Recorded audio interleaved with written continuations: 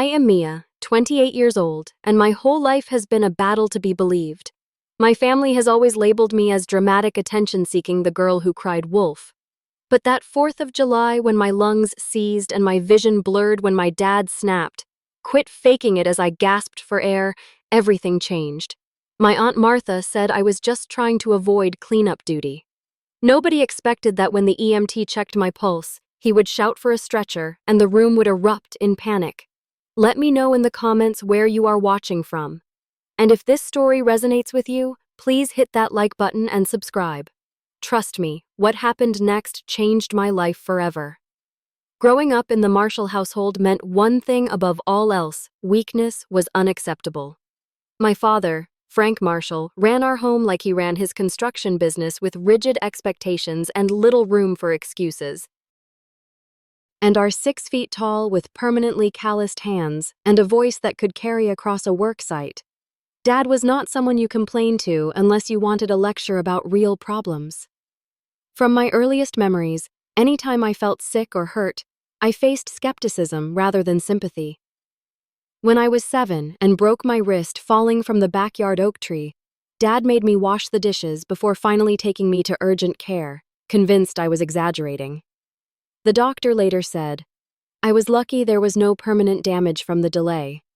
That pattern continued throughout my childhood, a consistent message that my pain did not matter, that my experiences were less valid than everyone else. My mother died when I was 4, leaving Dad to raise me and my younger sister Jessica alone. Maybe that explained his harshness, but it never excused it. Mom had been the buffer between his stern pragmatism and our childhood vulnerabilities. Without her, we were left exposed to his unfiltered judgment. Aunt Martha, his sister, was cut from the same cloth. A woman with perfectly maintained hair who never arrived at any gathering without a critical comment disguised as concern. "Are you sure you should eat that, Mia? Or that outfit is certainly a choice." She had appointed herself as my feminine role model after Mom died. But her idea of guidance was mostly criticism, wrapped in a thin veneer of helpfulness. The only person who ever believed me was Jessica, 3 years younger than me. She somehow escaped the dramatic label that had been attached to me. When I had migraines that left me vomiting in the bathroom, Jessica would silently bring me water and sit with me in the dark. When Dad accused me of faking to get out of school, she would defend me in her quiet way, though it rarely made a difference. By 16, I had internalized their dismissal so deeply that I began to doubt my own experiences. Maybe I was being dramatic. Oh, maybe normal people did not feel pain the way I did. I stopped mentioning when I felt unwell, pushing through fevers and injuries with stubborn determination. This only reinforced their belief that my previous complaints had been exaggerations. When I got accepted to State University 300 kilometers away, it felt like a prison break. For 4 years, I built a life where people took me at my word. My roommate Elaine never questioned when I said I needed a quiet day for a migraine. My professors granted extensions when I was genuinely sick. For the first time, I experienced what it was like to be believed to have my experiences validated rather than dismissed. After graduation, I found a job at a marketing firm in the city and vowed never to move back home. I called on holidays, visited twice a year with carefully planned exit strategies, and built a life separate from the family that had made me doubt my own reality. Then came the economic downturn. Our firm lost 3 major clients in a single month. Being one of the newest hires, I was among the first let go. With student loans and big city rent, my savings disappeared alarmingly fast. After 3 months of unsuccessful job hunting, I faced the unthinkable, moving back to my hometown. Dad offered the apartment above the garage rentray until I got back on my feet. Jessica, now a nurse at the local hospital, seemed genuinely happy to have me closer. Even Aunt Martha made noises about connections at her country club who might be hiring. Swallowing my pride, I packed my apartment and drove back to the place I had been so desperate to escape. The 4th of July celebration was an annual tradition in our family. The Marshalls, along with assorted aunts, uncles, and cousins, would gather at our house for a barbecue before watching fireworks from our backyard, which overlooked the town park. This year with me back home, Dad made it clear he expected me to take over the hosting duties that had once been my mother's, then had fallen to a rotating cast of female relatives. After she died, ousted Aunt Martha might want to handle the food as she had for the past several years. Time to pull your weight. So, I spent the week before the 4th cleaning the house, planning a menu and shopping for supplies, all while continuing my increasingly desperate job search. The pressure to create a perfect gathering weighed heavily. I knew any flaw would be attributed to my supposed incompetence, rather than the impossible standards set for me. Little did I know that this family gathering would become a turning point, not just in how my family saw me, but in whether I would survive at all. The first sign that something was wrong came 3 days before the 4th. I woke up unusually tired despite having slept nearly 9 hours. My body felt heavy, like I was moving underwater, and climbing the stairs to the kitchen left me winded. "You are out of shape," I told myself, repeating the words I had heard from my father countless times. I ignored the strange fatigue and focused on my to-do list for the upcoming family gathering. Later that afternoon, while vacuuming the living room, I had to stop twice to catch my breath. A dull ache had settled in my right calf, but I dismissed it as a muscle strain from all the cleaning. I had spent years learning to ignore my body signals to push through discomfort rather than risk being labeled dramatic. That evening, I called Elaine, my best friend from college, who had become my lifeline since moving back home. "You sound terrible," she said after I coughed through explaining my job search progress. "Thanks a lot." I laughed, trying to ignore the strange tightness in my chest. "Just tired from cleaning. Dad wants this party to be perfect." "Your dad could hire cleaners with what he makes." Elaine pointed out he just wants to keep you busy so you feel indebted. Maybe I admitted. "But what choice do I have right now?" "Just be careful, Abby," she said, her voice softening. "You know how you get when you are back there ignoring when your body is telling you something is wrong?" I promised her I would rest, but after we hung up, I stayed up until midnight prepping food for the party instead. The next morning, the fatigue was worse. I took a shower and had to sit down halfway through, suddenly lightheaded. Looking back, I should have recognized these as warning signs, but years of conditioning had taught me to doubt my own experiences, to assume I was overreacting. By July 3rd, the pain in my leg had intensified, joined by an occasional sharp pain in my chest when I took a deep breath. I wrapped my calf in a bandage, took some over-the-counter pain relievers, and continued with the preparations.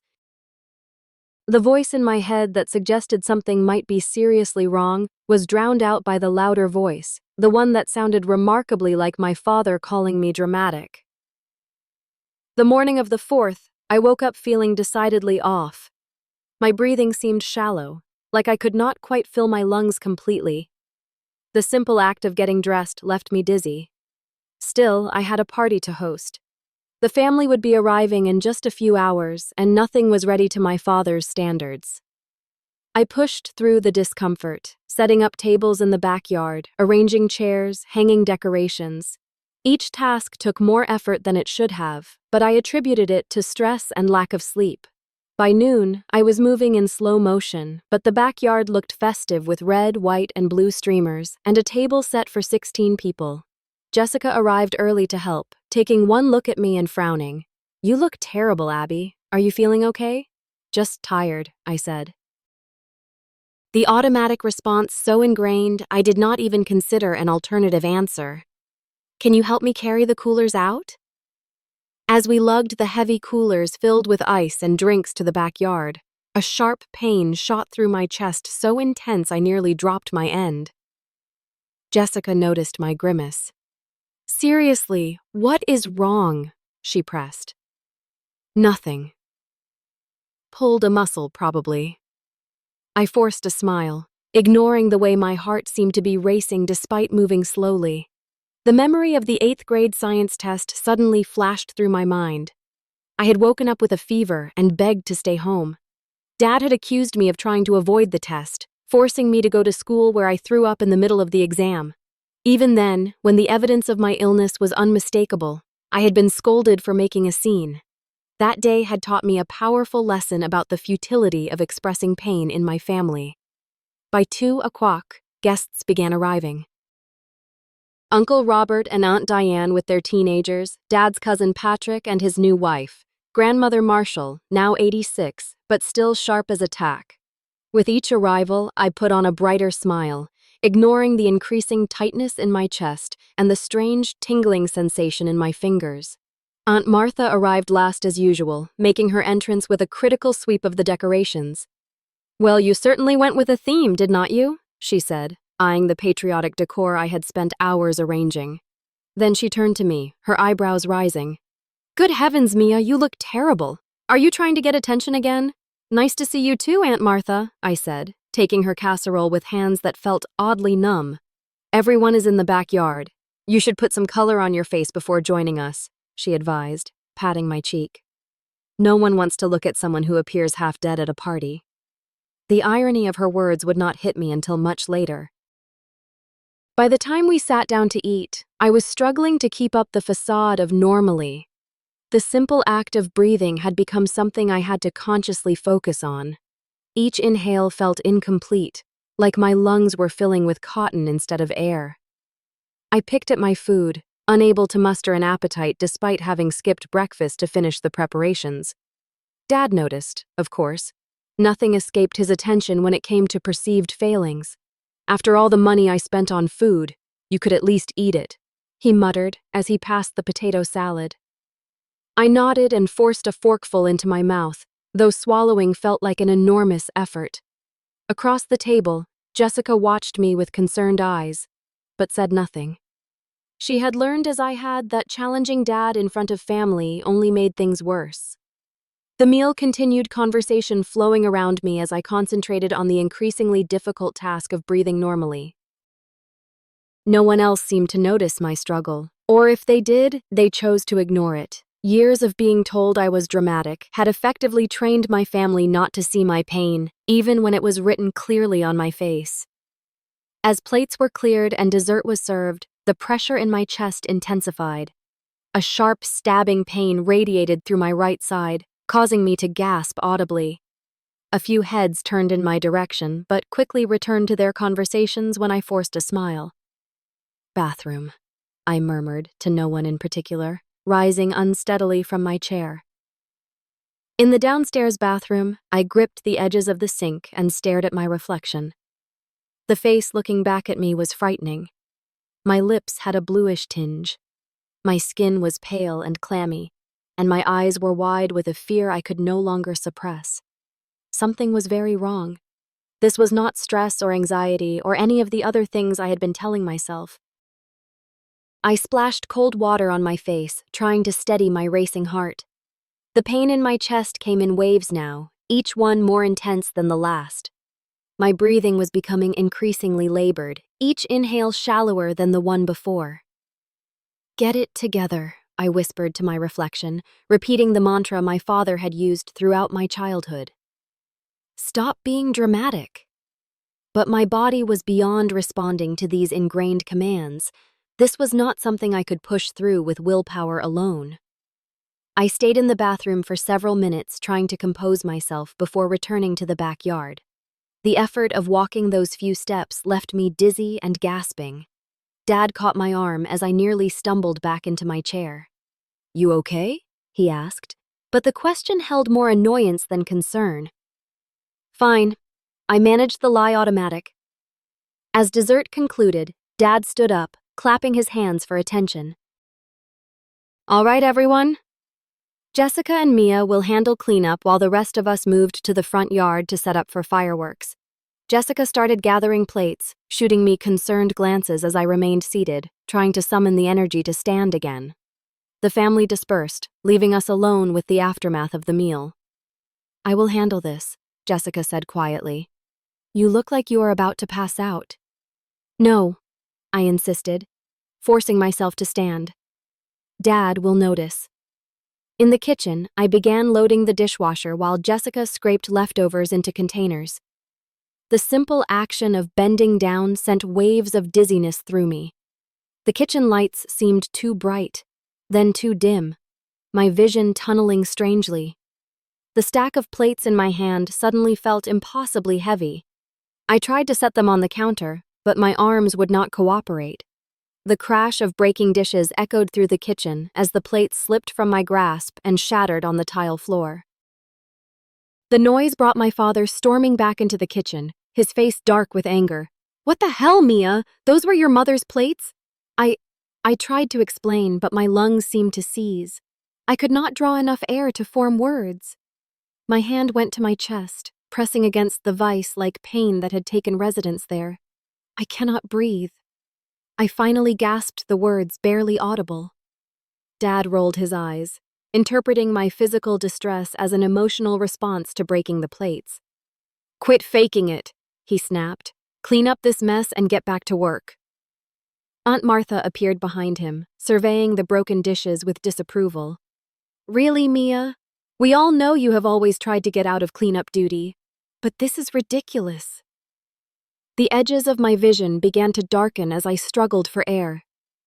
I reached for the counter to steady myself, knocking over a glass that joined the shattered plates on the floor.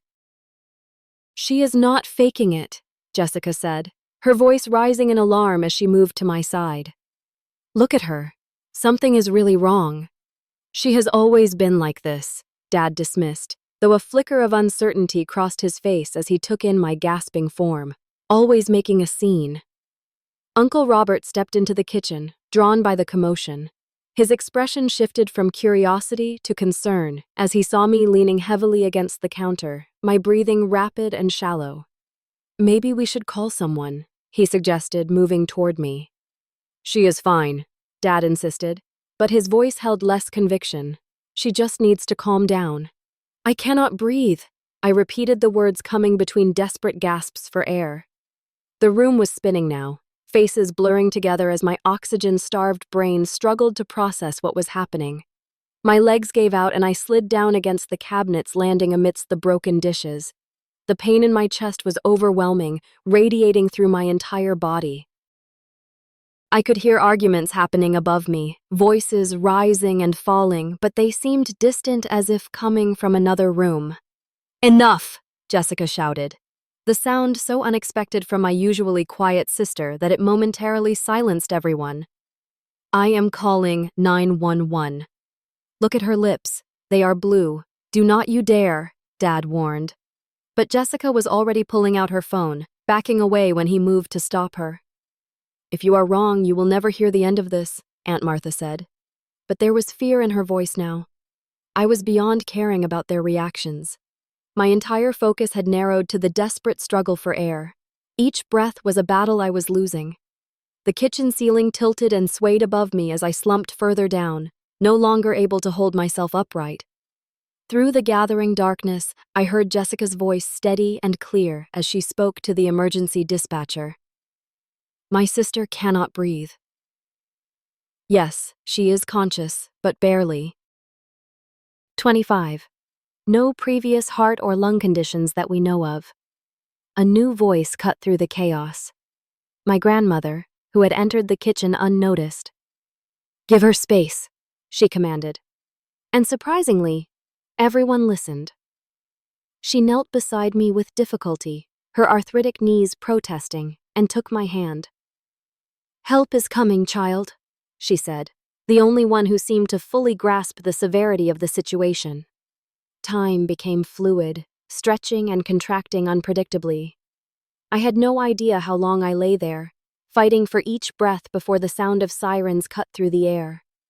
Heavy footsteps, unfamiliar voices, and then new faces appeared in my limited field of vision. EMTs in uniform equipment being unpacked, quick professional questions directed at Jessica. A young male EMT knelt beside me, his face serious as he took my wrist, checking my pulse. His expression changed instantly, alarm replacing professional detachment. "Get the stretcher in here now," he shouted to his partner. "Pulse is 140 and thready oxygen sats critically low." The room erupted in panic. My father stood frozen, his face ashen, as the reality of the situation finally penetrated his denial. Aunt Martha had backed against the wall, hand over her mouth. Jessica was crying, answering questions about my symptoms while grandmother held her shoulders. As the EMTs worked around me, attaching monitors and placing an oxygen mask over my face, I caught a glimpse of my father's expression. For the first time in my life, I saw fear in his eyes, and beneath that, the dawning horror of recognition. He had been wrong, catastrophically, dangerously wrong. The oxygen helped slightly, but breathing remained a struggle. The EMTs spoke in urgent tones using medical terminology I did not fully understand. Words like cyanotic and tachycardic filtered through my fading consciousness. They lifted me onto the stretcher with careful efficiency as they raised it to waist height. My vision narrowed to a pinpoint, the faces of my family receding into darkness as consciousness slipped away. The last thing I remember was the continued wail of sirens and the sensation of movement as they rushed me out of the house where I had never been believed. Fragments of awareness came and went as I was loaded into the ambulance.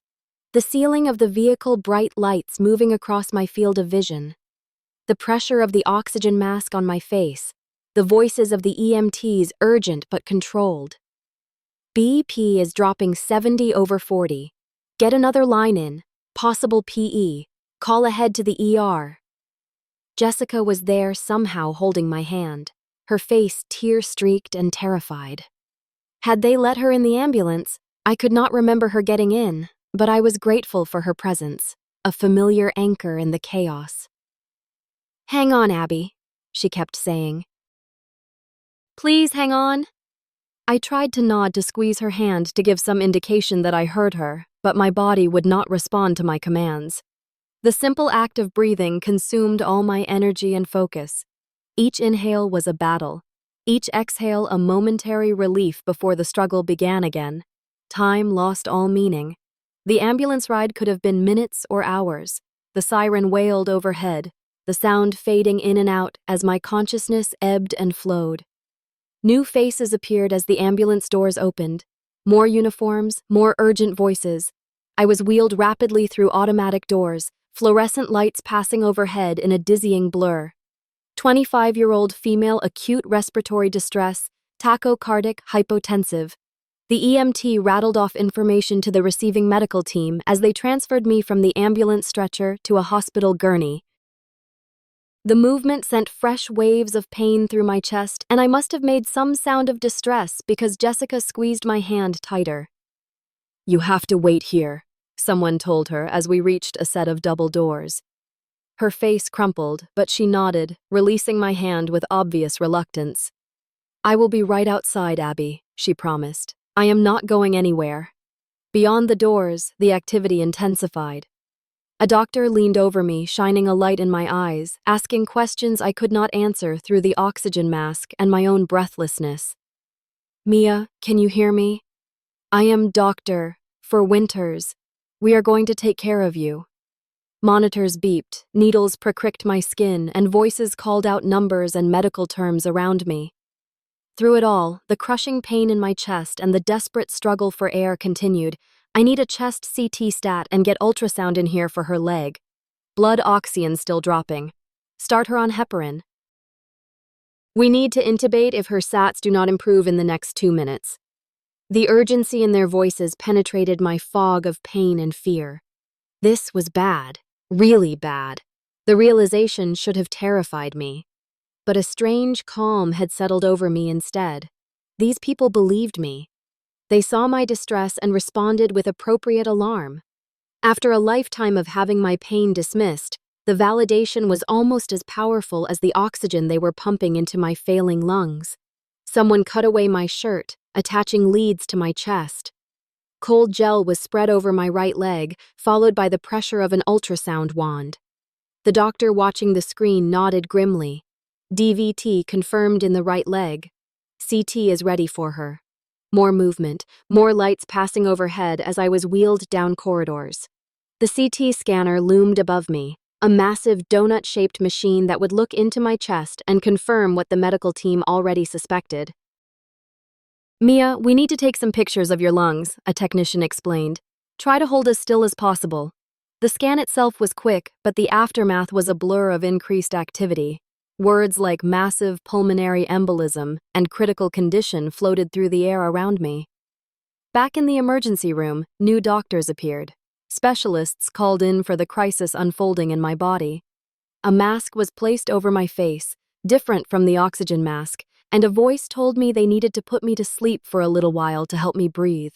Darkness claimed me before I could respond, a merciful escape from the pain and fear that had consumed my world. I have no memory of the next 12 hours. Jessica later told me that I was intubated, a tube placed down my throat to breathe for me when my own lungs could not keep up. Powerful blood thinners were administered to combat the clots that had traveled from my leg to my lungs. A special catheter was threaded through my veins to directly break up the largest clot that was threatening my life. My father arrived at the hospital 20 minutes after the ambulance. Having followed in his truck with grandmother and Aunt Martha, he paced the waiting room, refusing to sit, refusing to speak. When the doctor came out to update the family, using words like life-threatening and critical condition, he had to brace himself against the wall. Aunt Martha left soon after, claiming the stress was too much for her heart, but everyone knew she was fleeing the evidence of her own culpability. Uncle Robert stayed, providing silent support to Jessica and making sure my father did not collapse from the shock and stress. Throughout the night, as I lay unconscious in the ICU, my family waited. Jessica refused to leave, curling up in an uncomfortable chair in the waiting room when they would not let her stay by my side. Grandmother Marshall, despite her age and arthritis, remained until dawn, quietly knitting and occasionally fixing my father with a look that spoke volumes about her thoughts on his behavior. The world returned slowly in fragments and sensations. First, the steady beeping of monitors. Then, the antiseptic smell of hospital surroundings. Finally, the dull ache in my throat that indicated the breathing tube had been removed. I opened my eyes to a dimly lit hospital room. Jessica sat beside the bed, her head drooping in exhausted sleep, her hand still holding mine. The simple act of breathing was no longer a desperate struggle, though each inhale caused a dull pain in my chest. My movement must have alerted her because Jessica jerked awake, her eyes widening as they met mine. "Abby," she whispered, her voice cracking. "You are awake." I tried to speak, but my throat was raw from the intubation. Jessica quickly held a cup of water with a straw to my lips, helping me take small sips that soothed the burning sensation. "What happened?" I managed to rasp after a few moments. Jessica pressed the call button before answering. "You had blood clots in your lungs, pulmonary embolism. They called it. It was..." She paused, swallowing hard. "It was really bad, Abby. They said if we had waited much longer to call the ambulance." She did not need to finish the sentence. We both knew what she meant. I had nearly died on my father's kitchen floor while he accused me of faking. A nurse entered, smiling when she saw I was awake. She checked the monitors, made notes on a tablet, and promised the doctor would be in soon. She adjusted my pillows with gentle efficiency, treating my body with a care I was unaccustomed to receiving.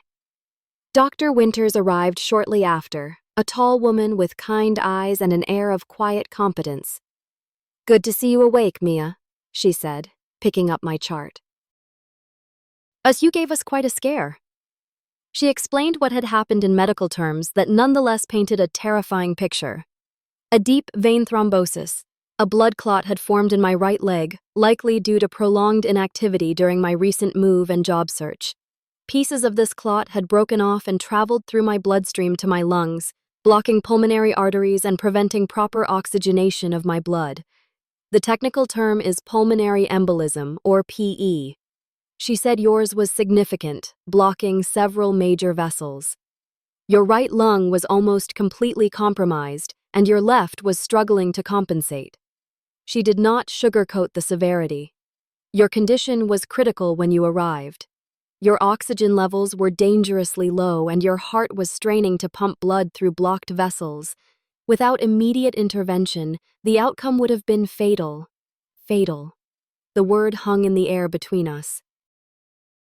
I had been dying, and no one in my family except Jessica had believed me until it was almost too late. We performed a catheter-directed thrombolysis to break up the largest clots.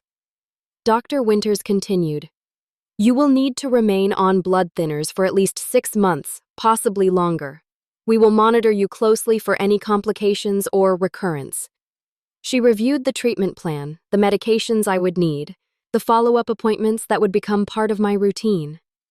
Throughout her explanation, she addressed me directly, taking my questions seriously, validating my concerns. The contrast between her approach and my family's dismissal was stark and painful. After she left, Jessica filled in the gaps in my memory, explaining what had happened after I lost consciousness in the ambulance. Dad followed us to the hospital. She said, "He looked like a ghost, Abby." When the doctor came out and told us how serious it was that you might not make it, he just sat down on the floor right there in the middle of the waiting room. Grandmother finally made him get in a chair. She described how he had paced the waiting room all night, refusing food or comfort, speaking only to ask for updates on my condition. Aunt Martha left after the first hour. Jessica continued a hint of anger in her voice. Said she could not handle the stress. Uncle Robert stayed, though. He made sure Dad ate something, called the rest of the family to update them. The news that my father had shown genuine concern was both surprising and confusing. My emotions about him were a tangled mess. Relief at his worry competing with anger at his dismissal of my symptoms. "He is here now, actually," Jessica added hesitantly. "In the cafeteria. He has barely left the hospital. Do you want to see him?" I was not ready for that conversation. "Not yet." I shook my head and Jessica did not push. She understood better than anyone the complicated feelings I harbored toward our father. Throughout the day, nurses came and went, checking vitals, administering medications, asking about my pain levels, and treating them seriously when I answered honestly.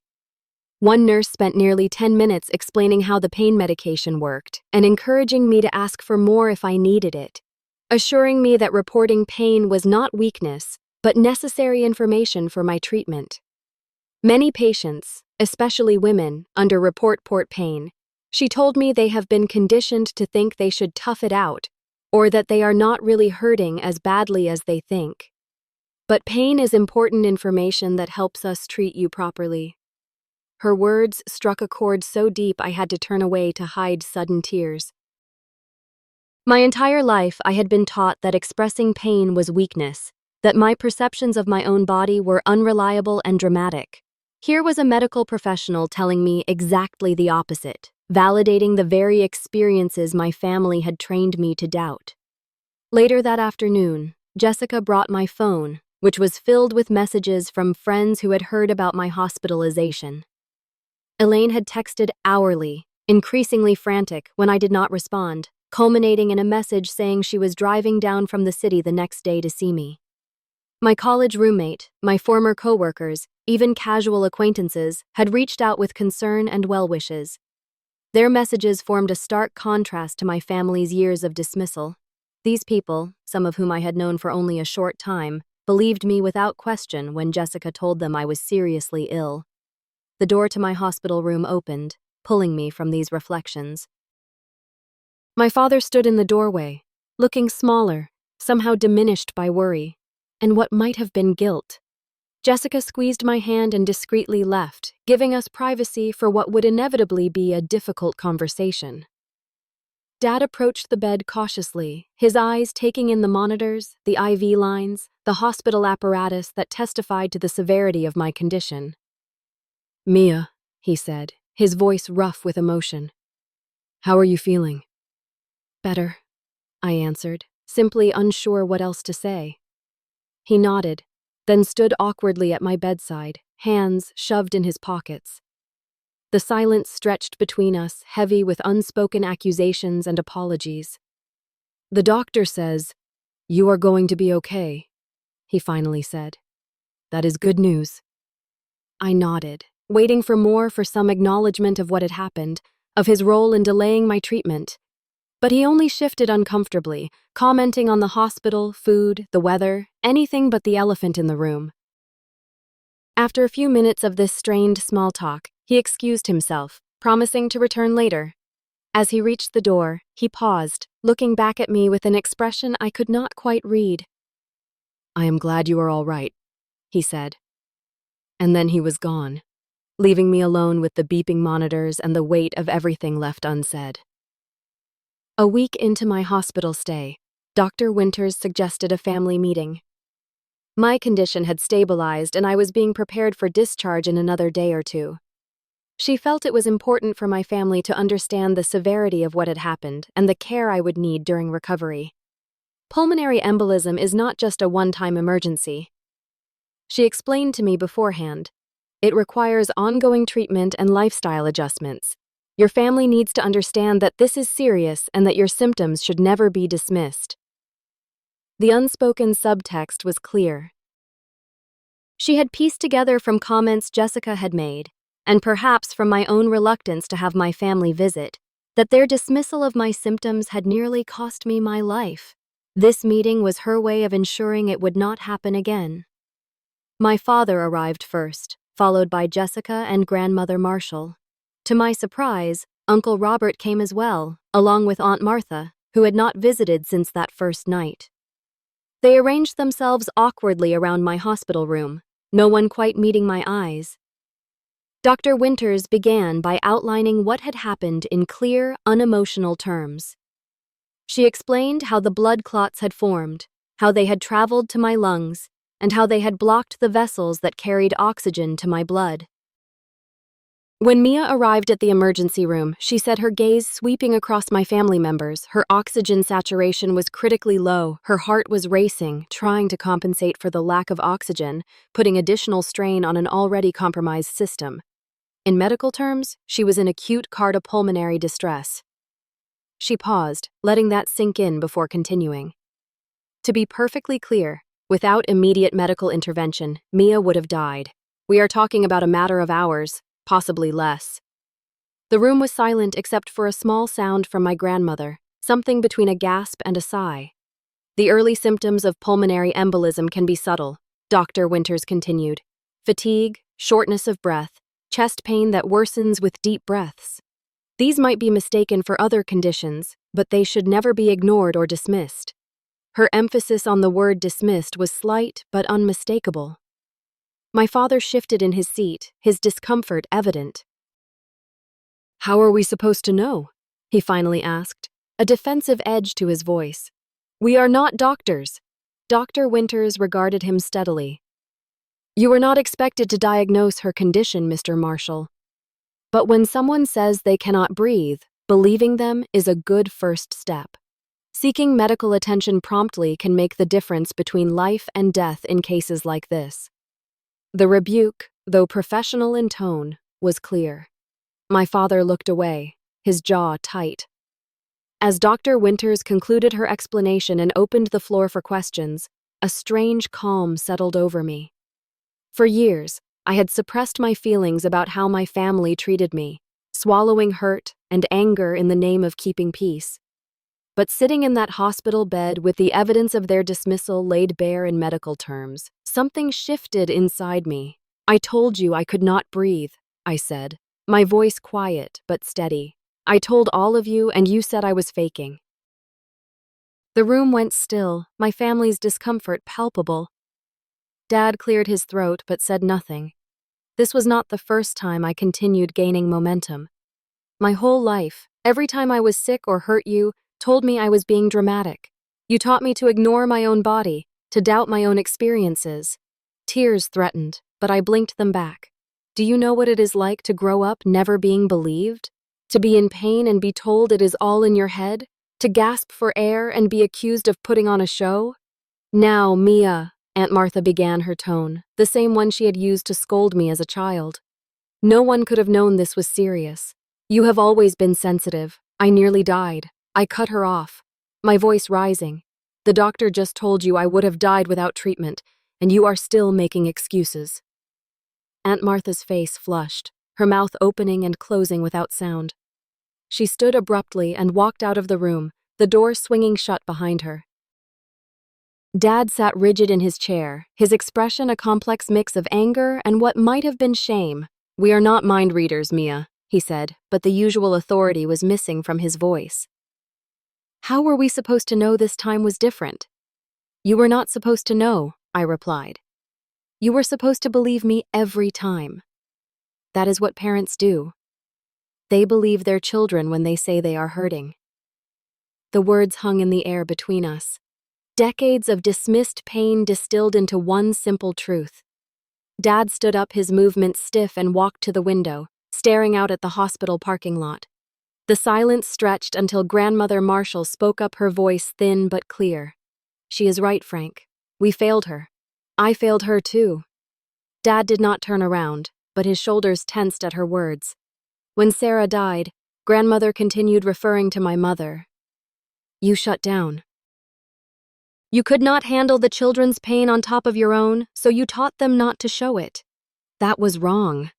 Jessica, who had been quiet until now, reached for my hand. I have been keeping track, she said softly. Every time Abby was sick and no one believed her, every time she was hurting and got told to tough it out, I wrote it all down. She pulled a small notebook from her purse, its cover worn from years of use. The migraine when she was 13 that turned out to be a serious infection. The sprained ankle you made her walk on for 3 days before getting an x-ray. The time she had strep throat and you sent her to school anyway. With each example, the tension in the room grew. Uncle Robert shook his head, looking genuinely distressed. I had no idea it was this consistent, he said. I noticed sometimes, but I did not realize how often. It was not your responsibility, I told him, but it was Dad's, and he chose not to believe me over and over again. Dad turned from the window, his face unreadable. I did what I thought was best, he said. I was trying to teach you to be strong. You taught me to doubt myself instead, I replied. And it almost killed me. He had no answer for that. After a long moment, he walked out of the room without another word, the door closing softly behind him. The remaining family members exchanged uncomfortable glances. Grandmother sighed deeply, the sound carrying the weight of regret. He will come around, she said, though she did not sound entirely convinced. He just needs time to process. I do not know if I can wait for that, I admitted. I cannot keep pretending everything is okay. Not after this. You should not have to, Jessica agreed, surprising me with her firmness. None of this was your fault, Abby. You deserve better. Uncle Robert nodded. I should have said something sooner, he said. All those times I saw how they treated you, I should have spoken up. I am sorry, Mia. His apology, the first any family member had offered, brought unexpected tears to my eyes. Thank you. I managed the simple acknowledgement, more healing than I would have expected. As they left a while later, Jessica promised to return that evening. Grandmother kissed my forehead, whispering an apology of her own. And Uncle Robert squeezed my hand, his expression troubled but kind. Alone in my hospital room, I felt emotionally drained, but somehow lighter. For the first time, I had spoken my truth without minimizing it or making excuses for those who had hurt me. The family had fractured along new lines, those who could acknowledge the wrong that had been done, and those who could not face it. I was not naive enough to think one confrontation would heal decades of damage. My father might never fully admit his role in what happened, and Aunt Martha would likely continue to rewrite history to absolve herself of guilt. But something fundamental had shifted. I had found my voice, and I would not be silenced again. That evening, Elaine arrived from the city, bursting into my room with a weekend bag and tears in her eyes. She hugged me carefully, mindful of the IV lines, then sat on the edge of the bed, demanding the full story. I told her everything from the early symptoms I had ignored to the confrontation with my family. She listened without interruption, her expression shifting from concern to anger to relief. I always knew your family was messed up, she said when I finished. But this takes it to a whole new level. They could have killed you with their denial. Her righteous anger on my behalf was validating in a way few things had been.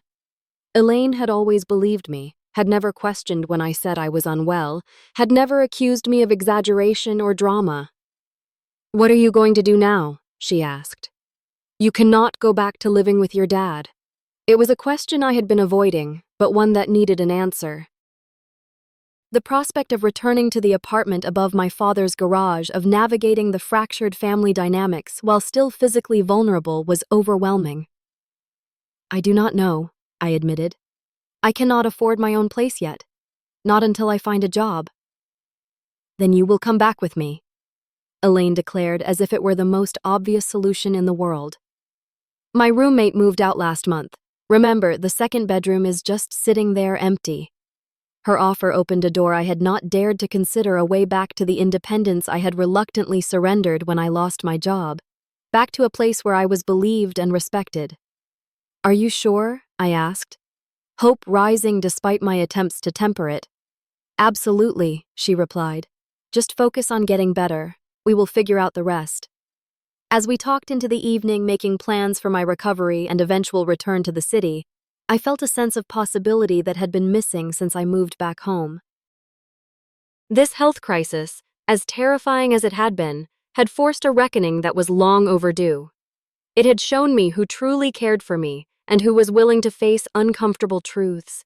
More importantly, it had reminded me to trust myself, to believe my own experiences, even when others questioned them. That lesson, painful as it had been to learn, might have saved my life. 2 months after my near-fatal pulmonary embolism, I stood in the kitchen of my new apartment preparing tea as sunlight streamed through the windows. The place was small but bright, a second-floor walk-up in a quiet neighborhood on the outskirts of the city. Jessica had moved in with me, taking the second bedroom after securing a transfer to a hospital nearby. My physical recovery had been slower than I anticipated. The first weeks were marked by overwhelming fatigue, persistent chest pain, and the constant vigilance required by my medication regimen.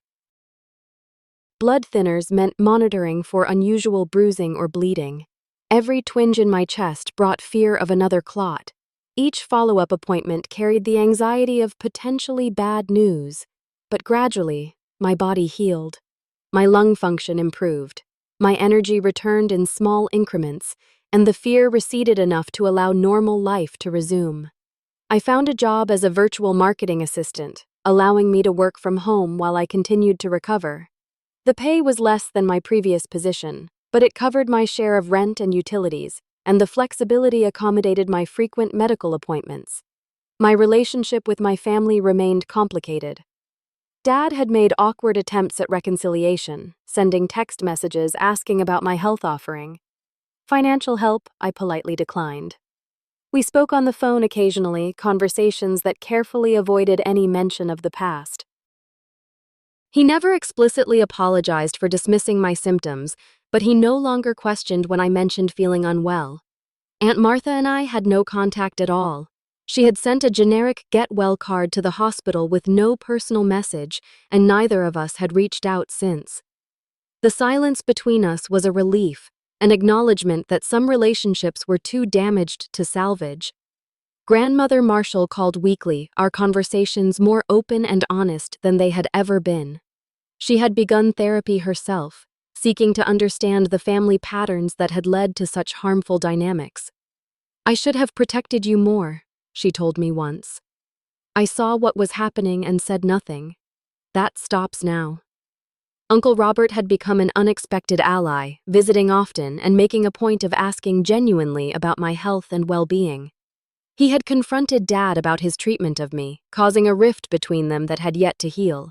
But the most profound change was within myself. I had stopped second-guessing my own experiences. When my body signaled pain or illness, I listened without the filter of doubt that had been instilled in me. I no longer waited until symptoms became unbearable before seeking help. I had learned at great cost that my perceptions were valid, my pain real, my needs legitimate.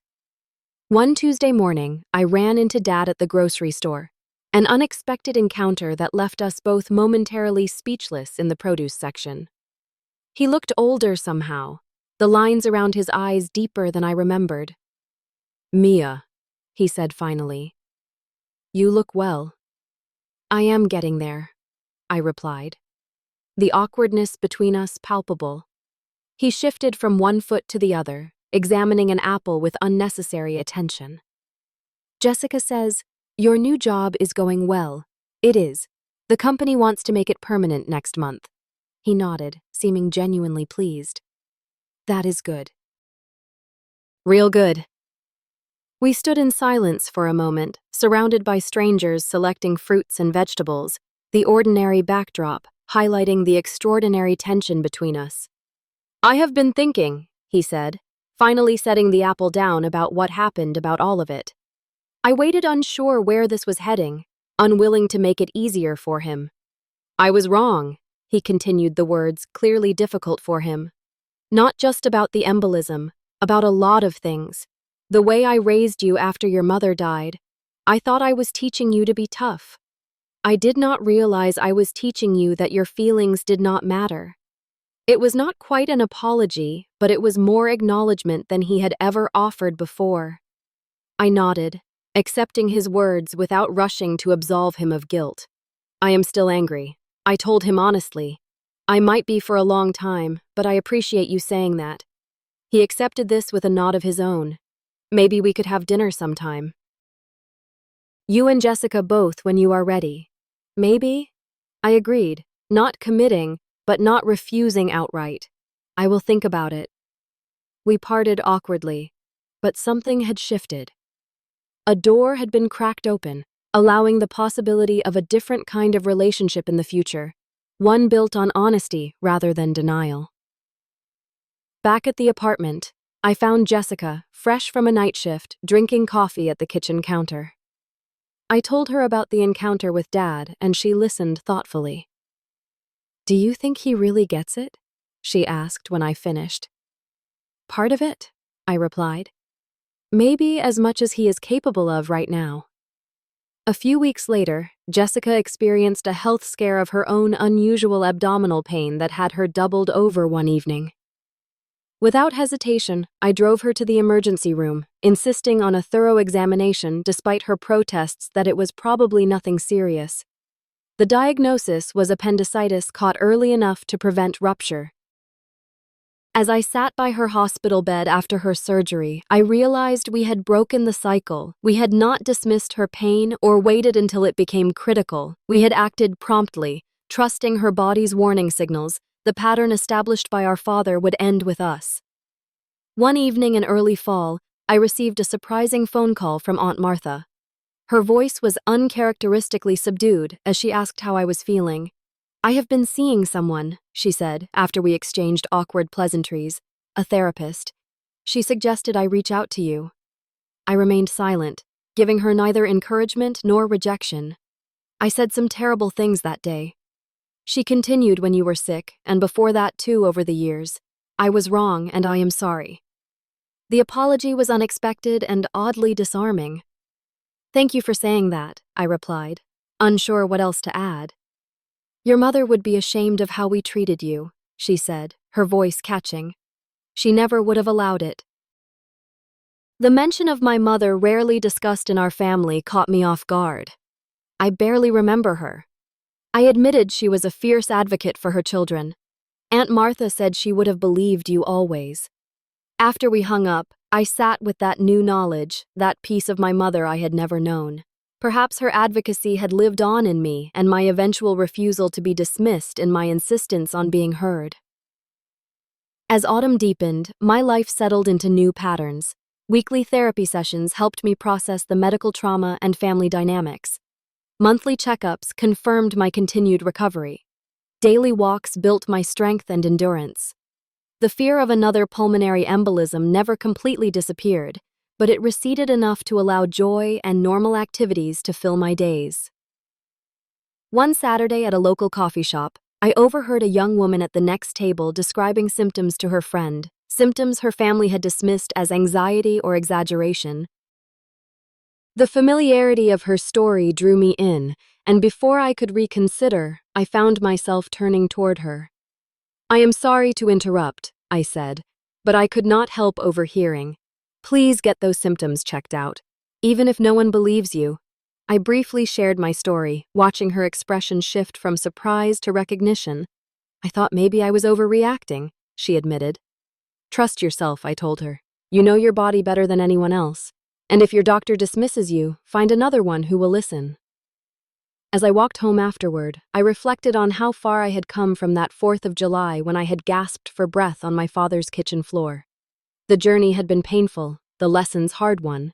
But I had emerged with something precious.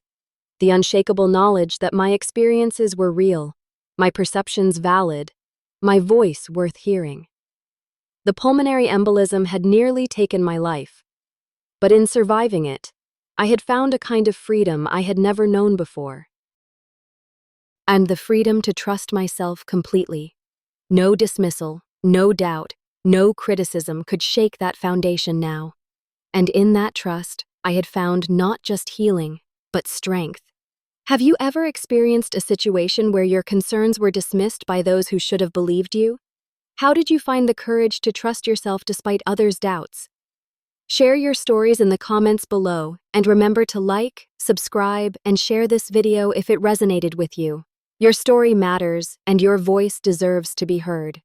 Thank you for listening to mine, and I hope it helps you trust your own instincts a little more today.